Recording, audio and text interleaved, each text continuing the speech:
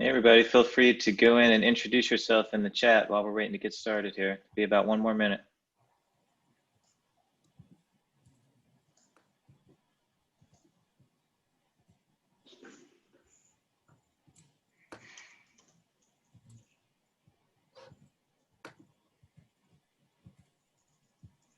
Oh, ACG Atlanta.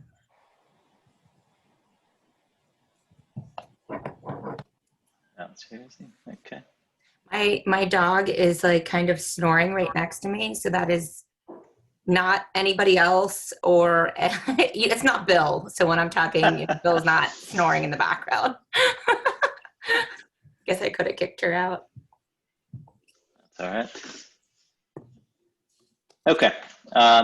Yeah, so we've got a fair number on here. I'm sure a few more will join while we're getting things kicked off. So I'm going to go ahead and get started. So hello, everyone. I'm Bill Conforti. It's my pleasure to welcome you to Association Analytics' all-new virtual discussion series. Our goal is to bring together association professionals with industry leaders and partners with interesting topics to bring value to the overall community. We'll have one-on-one discussions, expert panels, product overviews, and other educational sessions to help your association through these challenging times. And of course, we hope to do it in ways that's fun and engaging, allowing us all to learn from each other. Most of these sessions will be on Thursdays. Today we're meeting on Wednesday, but all the recordings will be available to those who register, so you can listen to those later. We'd love to hear from you during the session, so please use the chat.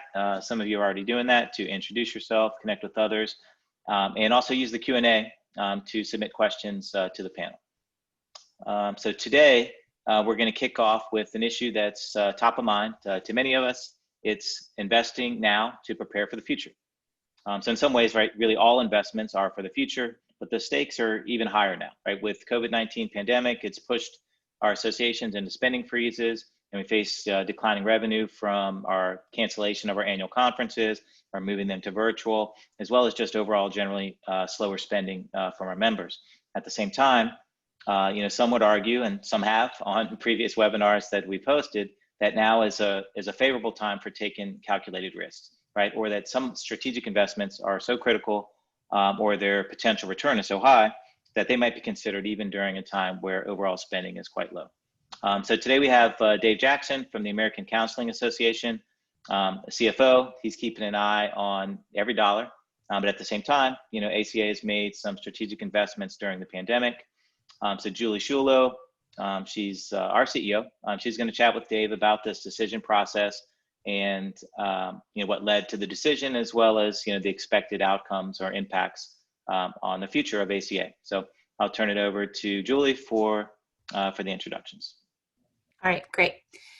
Thank you. And throughout, please ask questions. I know it's not every day that you get to kind of go behind the scenes with the CFO and have the opportunity to ask questions about what happened at the boardroom table, what happened at the executive table. And those are some of the questions that I'll be diving into with Dave, but I also encourage you, and Dave has approved, to open up the floor to any questions. So Bill will be chiming in with any of those questions, either throw them in the chat or throw them in the Q&A, and let's get rolling.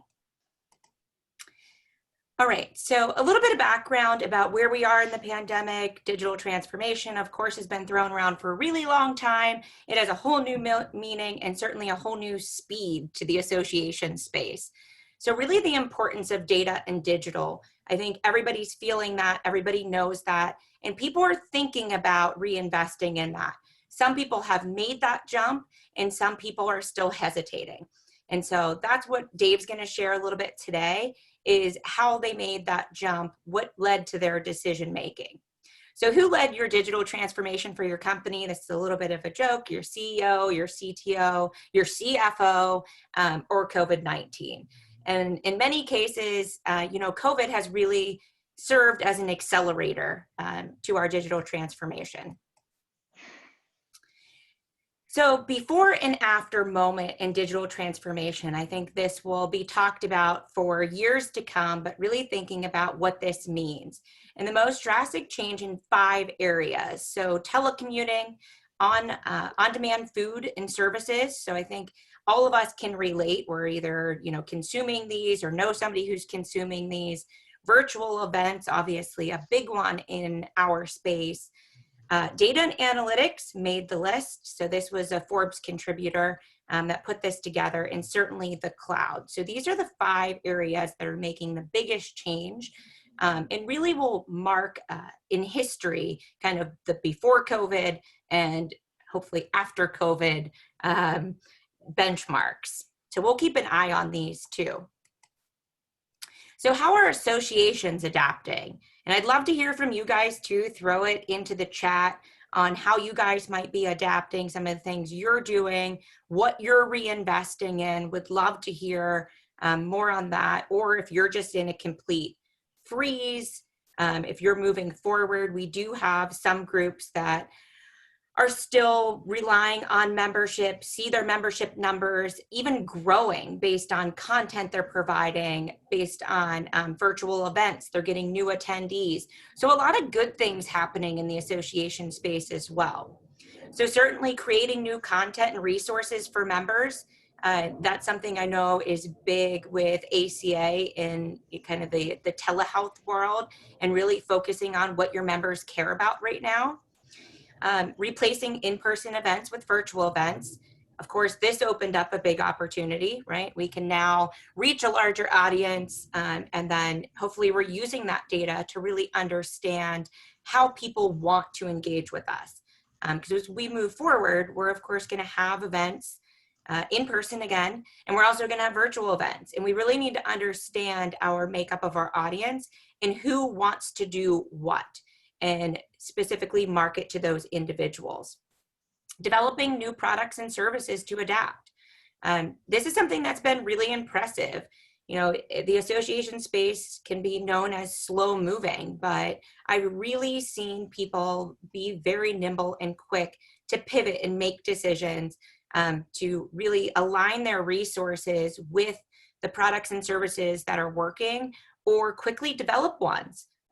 So it can be done. And I think this has pushed us to know that about ourselves. And then increasing use of online communities and online tools. Certainly that's something I think we're all seeing across the board, or even engaging in ourselves. If we're part of an online community or group or association, we're now engaging in ways that we never have digitally. And the one side effect of this too, that's been reported, has been with younger members. So it's a group that we've been wanting to reach in the association space, many of us. And now that we have this whole virtual world, we're seeing an uptick in engagement from some of our younger members. So that's really exciting. So the role of data insights here. So data really supports all of this. Data is your currency. Kind of data makes the world go around in 2020, certainly. And so empowering staff with critical data to make decisions now that, a lot of us are dispersed, we're remote. Even more than ever, data can bring us together to make some of these decisions. Understanding members' needs in that moment. We can't really rely on our gut so much anymore. We can't really rely on historical trends as much. So we really need to be relying on understanding our members' need in the moment. Real-time data can support that. Responding with timely and relevant content. So again, content is kind of king, especially right now. So understanding what people want and when they want it. And then scrutinizing budgets to understand, what's really profitable and what's not. We are even getting skinnier on resources. And so where am I supposed to point those? So those are a lot of the questions that are coming up, and the role that data is playing in supporting, allowing people to move forward in making those decisions. All right. So as you start to think about post-pandemic recoveries, and we're starting to have these conversations on what do we do, what do we move forward with, and that's why we chose the topic for today. So leaning on data and analytics, how can this help you? This can help you with saving, certainly, agility and resilience. And that's why people are choosing to move forward and actually put it into their budget, even though that can be a bold step. So this was from Deloitte. Chief financial officers like Dave should view data and analytics, and I know he certainly does, as a critical first step in performing their budget formulation while facing reduced staff, increased workload, and growing pressure to improve decision quality. And I think that goes across executives, directors, and decision makers at associations overall, where, before this was even true as well, we were constantly having to do more with less.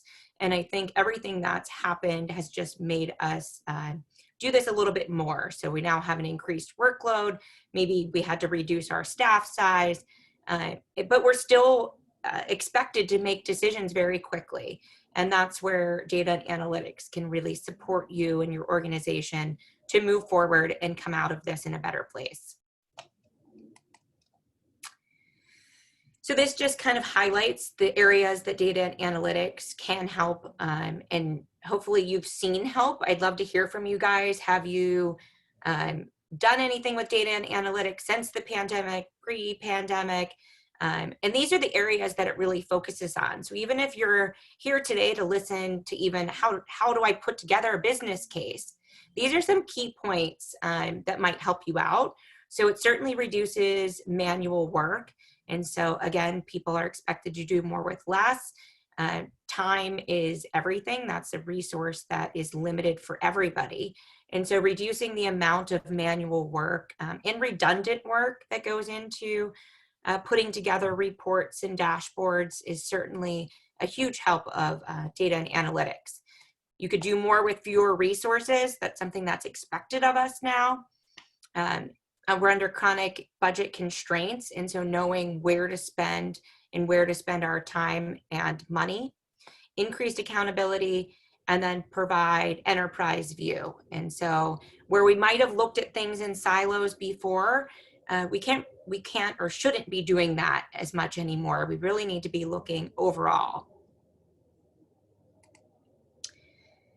So I told Dave I love a top 10 anything or like a top 5 anything. So I was also excited that things that are really important to both us and ACA are on this list. So this is put out by EY for the top 10 tech trends to watch during the pandemic.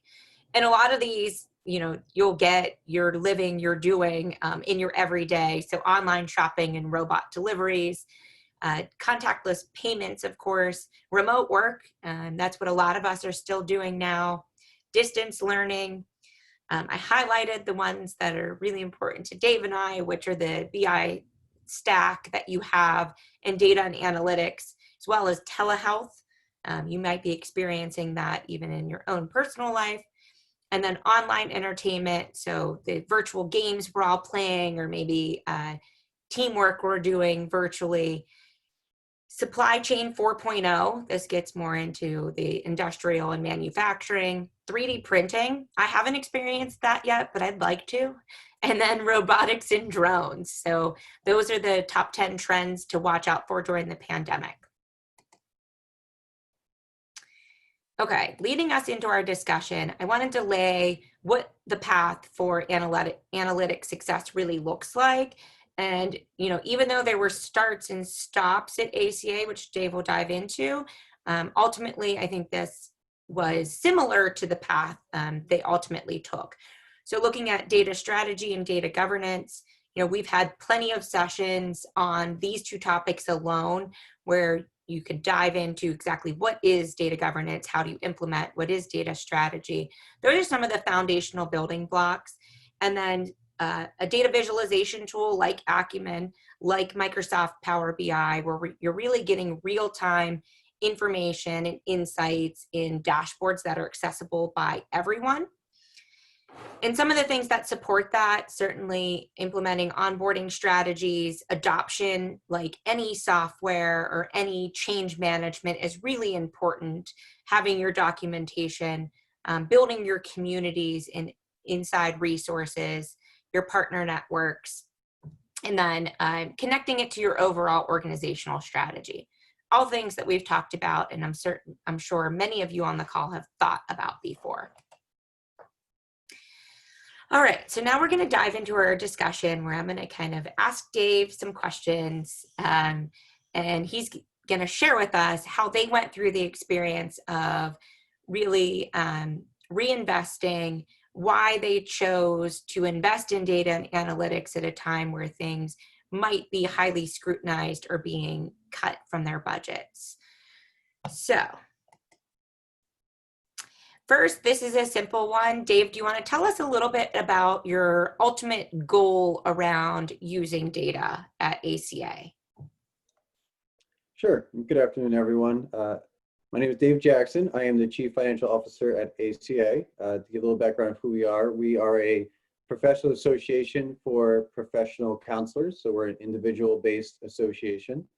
We have 50,000 plus members who are composed of every type of counselor you can think of, whether it's a counselor educator, a mental health counselor, a school counselor, rehabilitation counselor, career counselor. All of those are potential members and customers of ACA. We take the Big Ten approach when it comes to counseling. In terms of our goal and vision for data at ACA, overall, what we want to be able to say is ACA is a data-informed organization. That's the phrase we've really kind of landed on at ACA. And that's a little different than a phrase I've seen used before, data-driven. And the reason for the distinction is kind of an acknowledgement that when we make decisions at ACA, there's lots of different variables and factors that go into a decision. Sometimes it's political, sometimes it's equality, sometimes it's representation. Our goal is that for every major decision we make, data should and needs to play a part of it. Data should always be informing our decision. We acknowledge that not every decision will be made solely based on the data, but data has to be part of the decision-making process for us. So I think we discussed this, but more curiosity, you're CFO, obviously. How did you become one of the champions of data in the organization? Because you see a lot of people that push it over to IT or to membership or marketing. Finance certainly makes sense to me, but kind of we're here to hear the behind the scenes. And so how did you come about being a data champion there? Sure. So part of that is because of my role and what it entails. So as you would expect as CFO, I oversee the accounting and finance function, but I also oversee the IT department. And as you were saying, Julie, data and emphasizing it and championing it generally ends up sitting pretty naturally in IT. So that's a part of why I've become part of ACA becoming a data-informed organization. The other part is I find it fascinating, I find it interesting, and I find it so useful from the business case perspective. If you want to make great decisions for an organization, it's hard for me to imagine how you wouldn't want to use data to help drive those decisions. Perfect. Okay, moving on to some of your challenges and opportunities, just really around data as a whole. Can you explain what some of those were for you guys throughout the process, and even some opportunities that you might be looking at now? Sure. So I joined ACA about 4.5 years ago. And when I started there, we had already, before I had shown up, taken some initiatives to kind of become data-driven, data-informed. We already were using a tool, Tableau, at the time to provide data visualizations to our staff.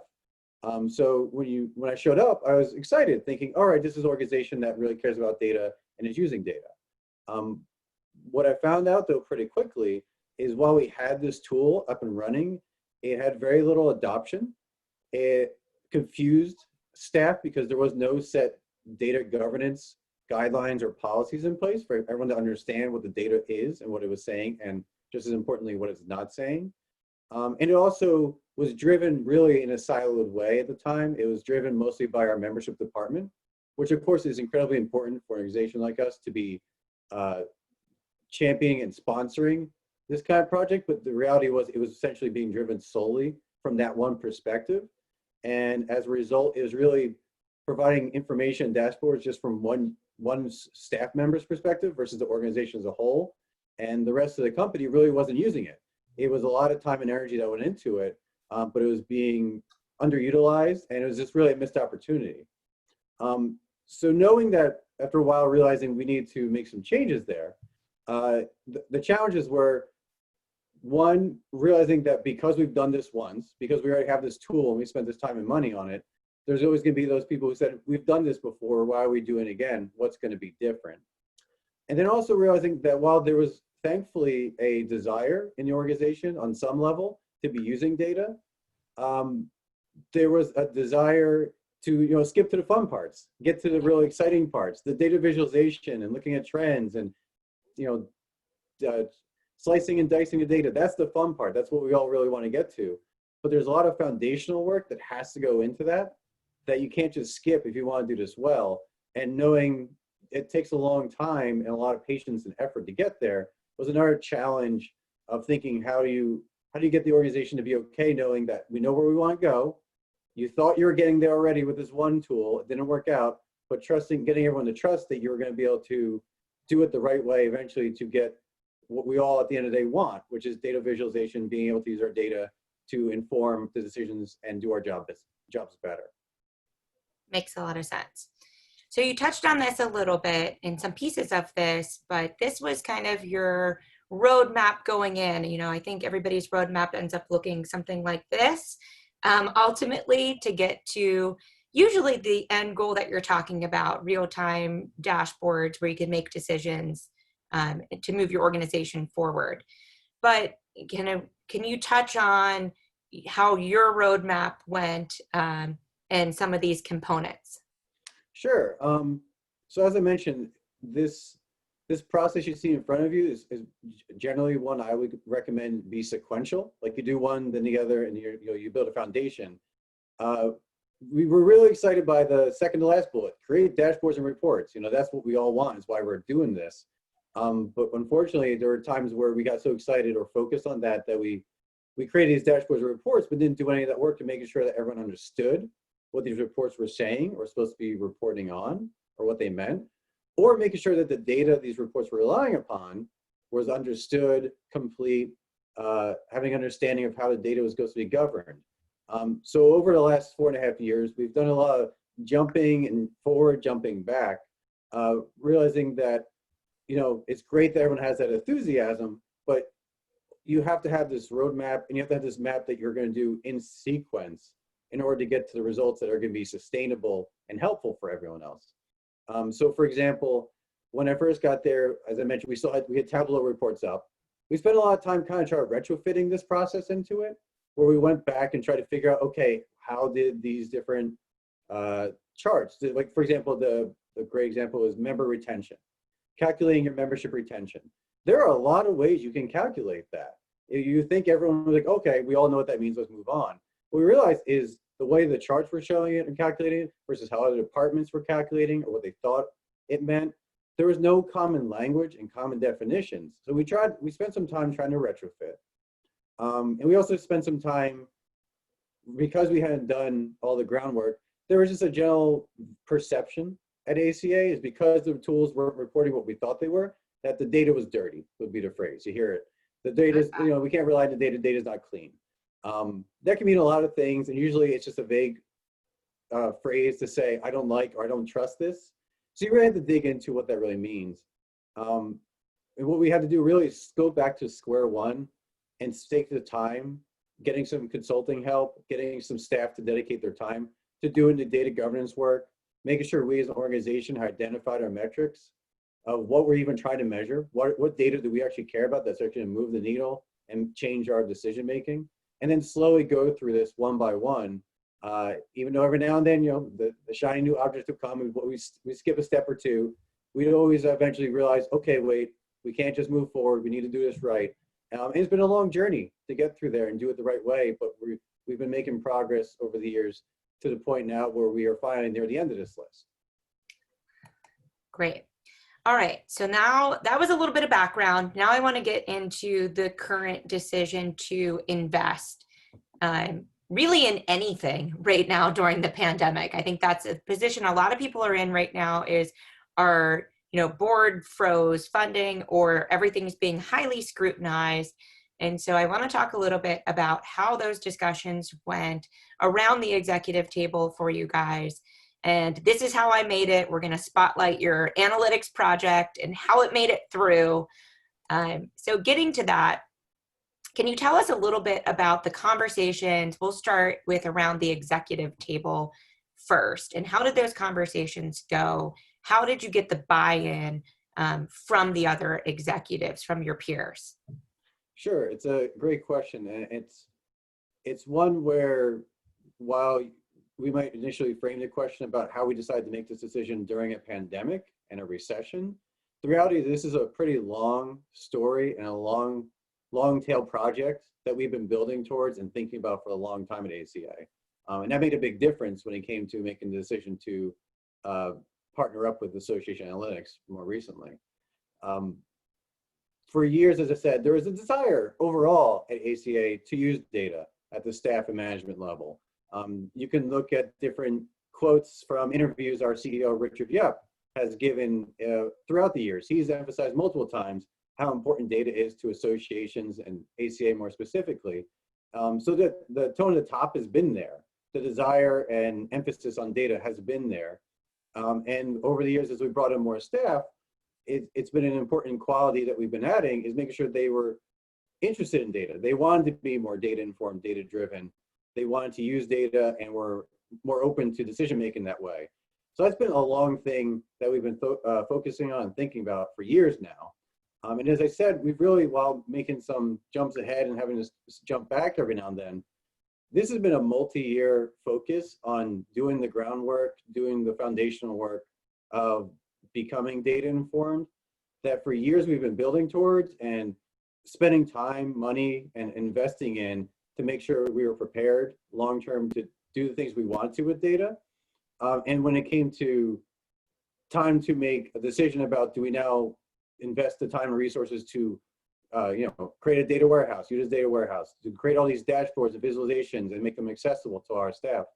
The timing just happened to be while the pandemic and recession were here. But this is something we've been working towards for years. So it wasn't a new discussion. It was a discussion of, here's what we've been planning to do all along. Do we still do it right now, or do we have to delay it? It was never a question of, do we not do this anymore? The hardest part of the exec team was, do we do it now with our budgetary restraints? But because it was such a long process that you've all been engaged with and really on board with, ultimately, while we had to make some really tough budget decisions this year, we had to cut out of our $14 million budget, almost $500,000 out of our budget that was approved, that started July 1. Because the exec team had been so invested and so interested in this for a long time, we decided that was an important investment to continue making when we had to make those tough choices of what to cut back on. Got it. Well, that's great. So it was never, doesn't sound like on the chopping block, but other things were. And so it was, you kind of at your core to move forward with your data and analytics project.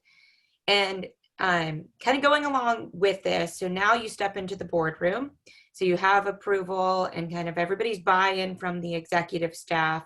And you guys have done a fantastic job of, and you yourself too, especially getting the buy-in from your peers, letting people know and understand why it's important, how it's going to benefit both individuals in their jobs and the organization as a whole, which is huge. If you can get people to understand the what's in it for me and what's in it for the members, and that's what ultimately, it's all about, I think it's much easier to move forward regardless of what time, because you're going to get the ROI back out of it. So now we step into the boardroom. Here it is. You can see it on my screen. It's the boardroom. You have all your counselors looking at you. How did that conversation go? What was discussed, or, kind of was it just a line item that was checked off? How did those conversations go for you? Sure, and the good news is our board members are a bunch of counselors, so they're pretty, empathetic people, and they're not as intimidating as some boardrooms are.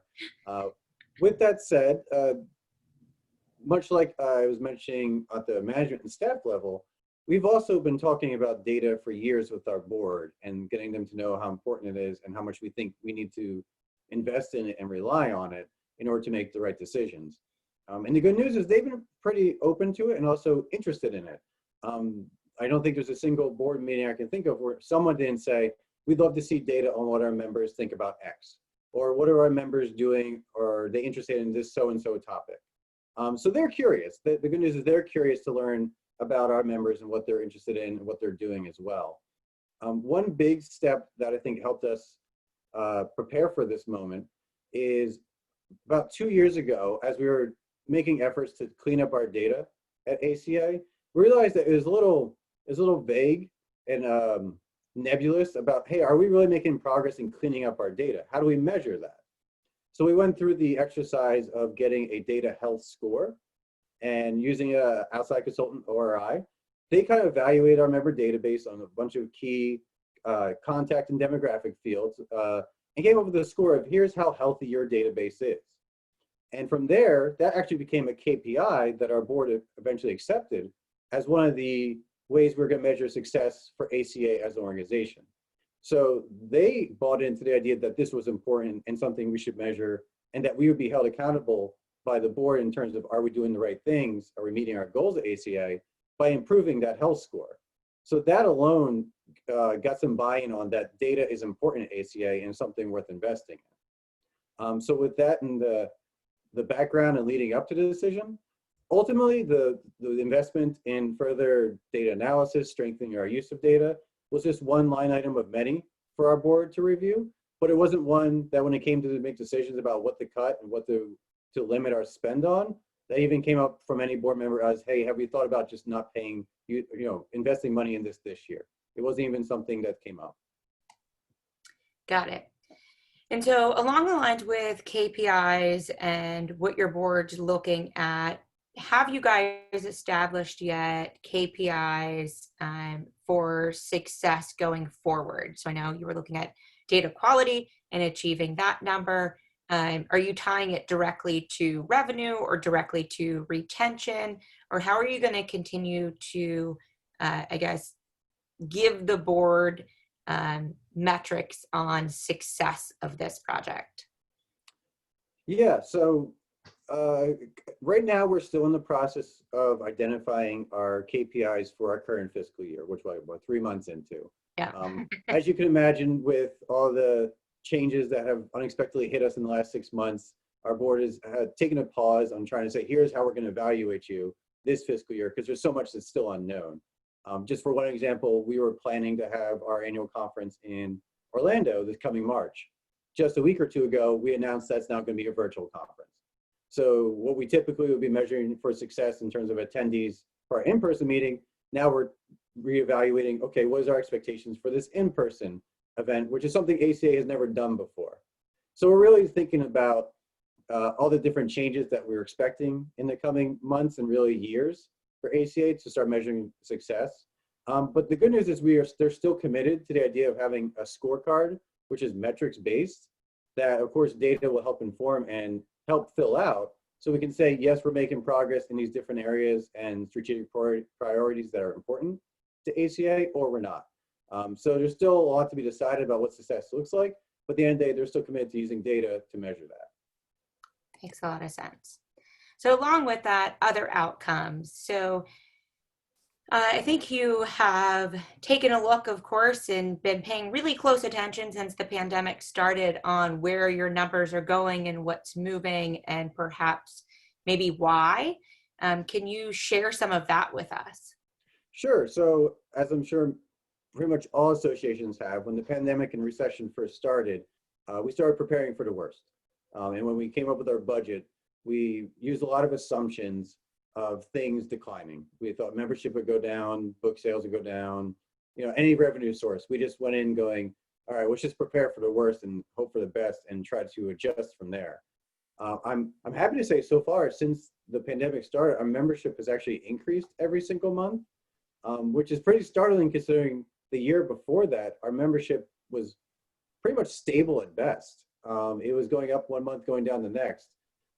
In trying to evaluate, okay, what's going on? What's different? We have really tried our best to dig into the data of what are our members and our customers doing differently since the pandemic started that's driving membership renewals and increased membership.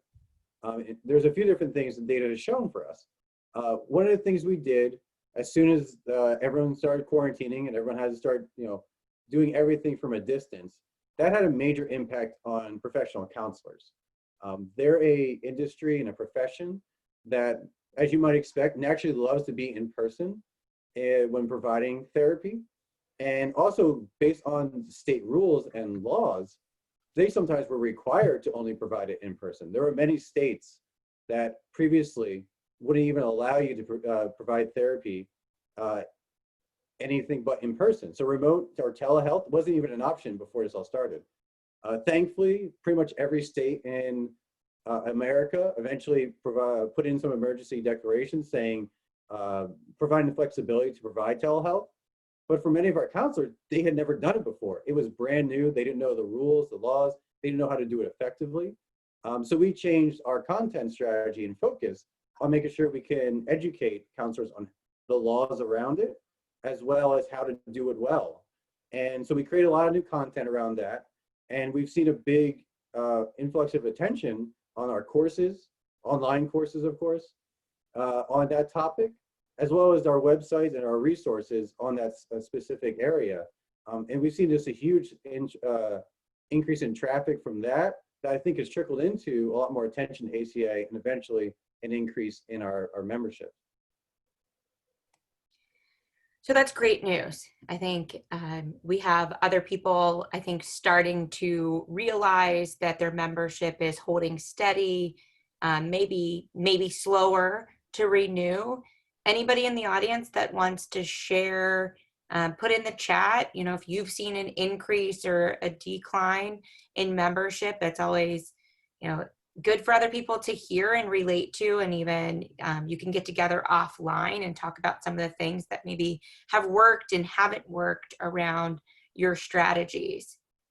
So any other questions for Dave about the decisions that were made, how the decisions were made, and any of the outcomes that they've been able to achieve really in this short period of time? You guys were very quick to pivot and make decisions and focus resources on what was working. And now you're starting to see the payoff, which is really exciting. And so, I think others are probably in similar positions and others are not, where they don't have a grasp on their data and what's going on, but would like to get there. So I want to open it up to a couple of questions before we move to the last piece and wrap up our segment for today. Sure, that sounds great. All right, cool. Bill, do you have anything? I do. I've got a couple things. I'll fill some time while we give people a chance to think and put things in the chat. So first one is kind of selfishly previewing a topic that we're going to get to in our next session. I want to ask, were there any additional or new, did you collect any new data as a result of the pandemic or the recession that you didn't already have? And if so, how did you use or leverage that? It's a good question, because we kind of got lucky in timing. Is something we were planning to do anyway, was send out a survey to all our members and customers about what kind of topics they were interested in when it came to learning and education, whether it be online, in person, etc. Just as we were about to send it out, I think we're a month into our current state. So of course we adjusted some of our questions to really focus more on online learning and on-demand learning, knowing that that's what we're going to have to, out of necessity, focus on for at least who knows how many months or years at this point. But we knew that's where our focus was going to be. So we did add some questions specifically tailored at that particular method of providing education. The other thing we did, knowing that we had our decisions still at the time about whether or not to have an in-person conference this coming March, is in that survey we added, are you willing or open to traveling to an in-person conference in March as of right now? And I think we sent it out in August. And at the time we got over 50% said, no, there's no way I'm going to your in-person conference. And that data was key when we brought it to our board to make a decision about not having the in-person conference and going virtual. If you say half the people aren't going to show up anyway, it's a pretty easy decision of, hey, this is not worth the time and energy and money of putting on an event if no one wants to go anyway. Yeah, of course. All right.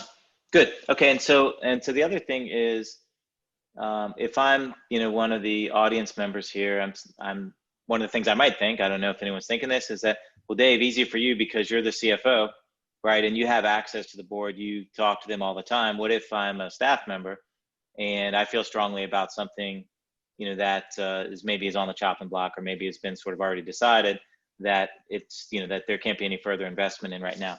Is there anything that, as CFO, if one of your team came to you, is there anything that would kind of move the needle for you in terms of, pushing things forward with the board to try to, go to bat for any particular program or investment? Sure. I mean, I'm coming from the CFO perspective, but the reality is if you can make a good ROI case for anything, I, as a CFO, am going to listen. And investing in data, I think, has a great ROI case of, if we know what our customers want or what they potentially might want, and the data is going to help us make those decisions, that eventually leads to more revenue. So it might be an investment or an expenditure up front, but if you can make the case of why it's going to pay off for the organization down the road, I think any CFO, CEO, or board is going to be willing to listen to that argument.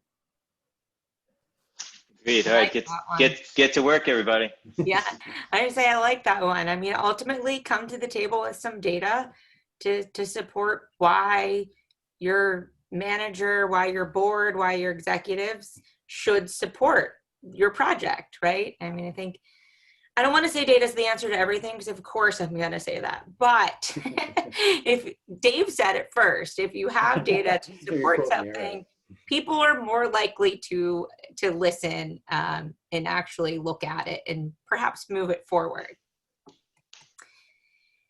So overall, Dave and ACA aren't the only ones. I mean, this goes across the association space. This goes across, the rest of the commercial space. There has been an increase in using data. I don't think anybody is going to be surprised by that. This specifically is in the association space. We have seen a 42% increase in overall usage of data, and then a 60% increase in the executives' usage of data. So that's kind of interesting. I think for a lot of reasons, executives are looking at data more often. You said you can't really rely on your gut as much anymore. You can't really rely on history or just doing things that you've always done. We need to be looking at these resources and leveraging our data to make decisions. Some other benefits that data and analytics has brought people specifically in the association space, certainly across the board, really bringing together staff now that a lot of us are still in a remote environment. It gives us a sense of what we're striving for and how we fit together. And if we do have to make quick pivots, everybody can see how they're contributing and what they should be striving for when you have self-service analytics. And again, not relying on gut and history, just because it's probably not as reliable as it has been in the past, given the uncertain environment. And this was the question that we kind of came into this session with, is, so why now? Why now would I move forward with investing in data and analytics? And really, this is across the board, not just in the association space, but businesses that have reallocated operating and capital expenditure budgets to online data and digital have increased revenue more than 35%. So, that doesn't even say their bottom line. I would think that increase on their bottom line has even been more significant. But when you know where to spend your resources and you can quickly make those decisions, you're able to increase revenue and decrease costs. I mean, that's the data proves it, and this proves it right here. So if you're looking to put together a business case, this could be something else that you use as well. In getting started, I think if you are coming at this from a position where you're trying to put together a business case for your CFO, you heard it live from Dave, come at it with data on ROI, get creative on where you're finding your funding and how you present it. Look at it from a saving standpoint, from an ROI standpoint, and really try to make your case around that, and create a sense of urgency. now's a time that everybody is doing this and you should be doing it. So, kind of don't get left behind. And if you want to find out a little bit more about where you are on your data analytics maturity, I think you could take your phone. It never works for me. Hopefully it'll work for somebody in the audience. If not, go to our website. It's a free resource. You can go on and fill out a couple of questions. It'll benchmark you against your peers, and then also let you know where you are in your analytics journey and what are some possible steps to do next. And that might allow you some building blocks to even start to build your business case, depending where you are. And this was just released. I wanted to throw this out there before we closed for the day. This is a research paper done by McKinley Advisors. It just came out maybe a couple of days ago, so hot off the press. Driving Association Strategy and Operations. It's a research report around data and analytics. Really interesting, just because of the time it was taken right before the pandemic, and then they did a follow-up right after the pandemic. So really great information and research put together in here. I didn't make it that pretty. You can copy this link over. We can also have Brian or somebody on our team send this out to all the participants today. But check this out. And make sure data analytics is in your strategy as you move forward. And with that, I will turn it over to Bill to wrap it up, if he's still here. Yep, sorry, I'm still here. I just got stuck on mute there. So yeah, so thanks to Dave and Julie for a great chat, and thanks to everybody for your time and attention today. I want to invite everybody to return for our next webinar, which is going to be on October 8th at 3 p.m. And then we're going to talk about this member contributed data, right? So this is the kind of data that is maybe not part of your overall collection processes, right? Through your membership application or even through your events and things like that. But when you have, a pandemic or a recession or something momentous in terms of your association, you might need to to get some quick access to timely and relevant data as a result of that. So we're going to dive into that quite a bit next week with our friends from Dynamic Benchmarking. They're going to give us some expert advice on that. So hope that all of you can join us then. So until that time, thank you again for joining, and have a great day. All right. See ya. Thanks again, Dave. Bye, everyone. Thank you. Enjoyed the conversation.